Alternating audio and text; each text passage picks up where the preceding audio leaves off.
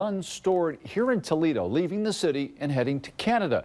That's alleged in documents uncovered by the I-Team, leading to federal charges against a woman from Canada. And tonight, a closer look at how this operation was going down and what was headed across the border from right here in our community. I-Team reporter Sean Haggerty on the story live with what he's uncovered. Sean?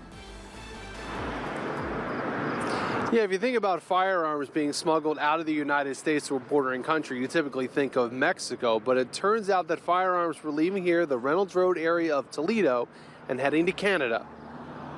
The end of the line for firearms destined for Canada ended here on the Ohio Turnpike. It begins in Toronto.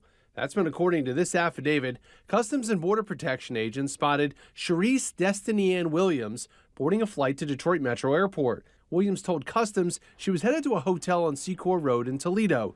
She exited the plane with a black duffel bag, white purse, and no checked luggage. Instead of going to the Toledo hotel, she ended up at a home near Reynolds Road in Toledo, when she got into another vehicle and they headed to the Turnpike eastbound toward Cleveland.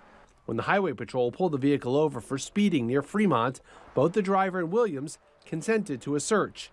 In a piece of luggage, investigators found, quote, dozens of black socks containing pistols. The affidavit then says beneath the socks were several AR-style and AK-style rifles. In all, 3 rifles, 31 pistols, and 121 rounds of ammunition were found. Investigators questioned Williams, and she told them she is paid to fly from Canada to the U.S., where she travels to Toledo to meet a driver.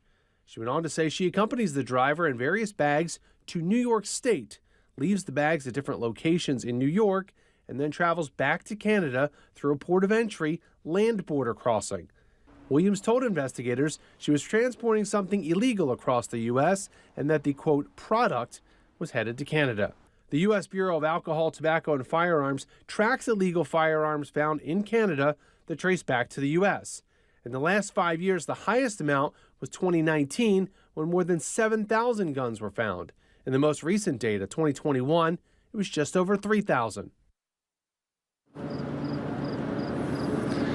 At this point, we've not been given a name or any potential charges for the driver of that vehicle. As for Williams, she is facing that federal charge of smuggling goods out of the United States from that incident happening earlier this month. No new court date has been set for her yet, Diane.